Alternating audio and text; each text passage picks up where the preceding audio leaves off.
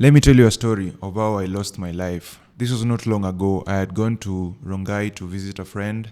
I unfortunately met with some very bad people. I actually met with a certain guy on. I was just chilling somewhere, and he came to me and he said that he needed a phone.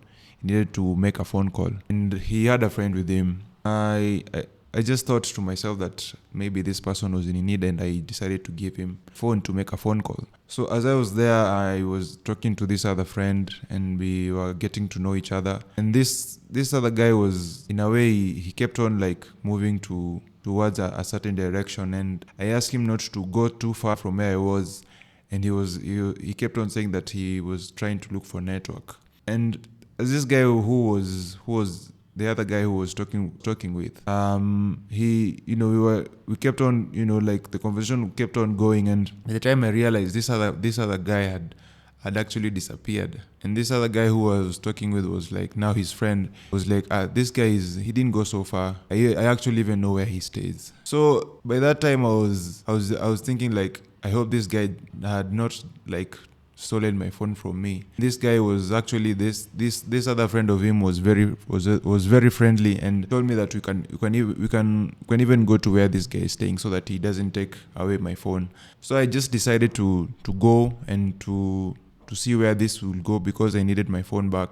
And I decided to go to see how it will go, to go with this friend of his to where this guy is staying. I remember as we reached where where he said that he was staying, and I was actually shocked because this place looked like, I don't know where, I can't even maybe find the right words. It looked like a hiding spot or something like that. And I just decided to man up, encourage myself, because I thought at this point I just needed my phone back, and I knew that in a way, like, it was either this or I end up losing my phone.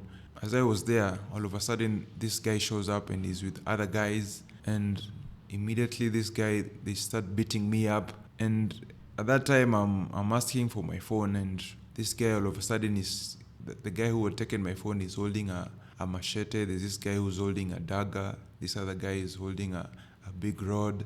And all of a sudden he's telling me, give me the number of your parent. At this point, I'm actually in a ransom situation, and at this point I just gave them the number of my parent, and even as I'm giving them the number, they kept on beating me. And when my parent had actually picked the phone, I remember kept on beating me. So I'm trying to communicate with my mom. This other side, I'm being beaten, and it was really hard to communicate. Like it wasn't a pleasant situation. So I'd even said my last prayer actually, because I thought this is it. This is really how I'm gonna go out.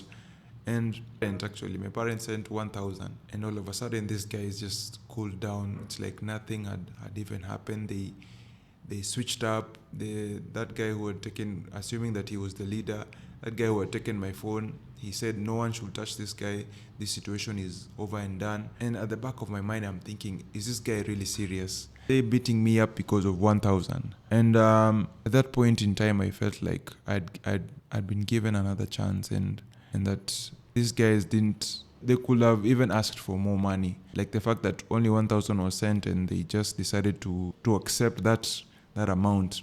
I just knew that at this point in time, it was God who had actually eased their hearts, that God was in control. So I found a way to communicate to my parent again and ask for fare, and immediately I went back home. And I remember when I reached back home, my parent was really surprised. Like, it was a situation whereby my parent had actually thought that maybe she would not see me again, or that wasn't a situation whereby she didn't know how to take it, or she didn't know how to react to it. I started thinking to myself that this was actually God who had given me another chance, and that this wasn't just a situation whereby it played out in the way that I thought it would, or I had planned it, or I just knew at that point in time that God had given me another chance. And I remember later on, my mom kept on urging me to go to church. He kept on telling me, Derrick, you should go to church. When you go to church, things will change for you. You will start to see in another way. And I remember I just decided on, it was on a 31st, before the year had ended.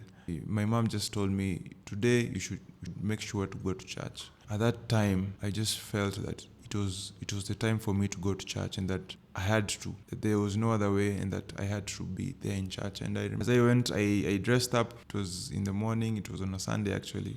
I dressed up and went to church, and it was in a way that I was actually the prayer item of the church, and it was a testimony. At this point in time, I was even welcomed. I've never been welcomed like that in any church. It was like being received by the hands of God. I felt like I was back home, and that everything that had happened in the past did not matter. That at that point in time, it was just God who had just welcomed me back home.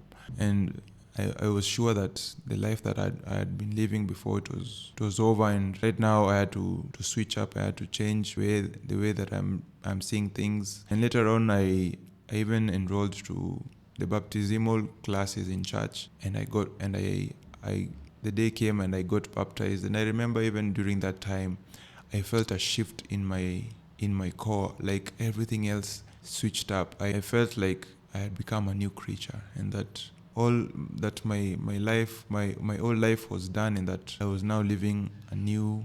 It's like you're given a new clean slate, whereby you want to now start your story in another way, and that now you're with God. So I can say that ever since that time, I chose, after I had chosen to live a life that pleases God, to live a life that gives God glory and honor. I can say that I've seen a miraculous change, in that I know by myself I would not have been able to reach to this point, and that I can encourage you that even at this point in time, you can always go back to God, no matter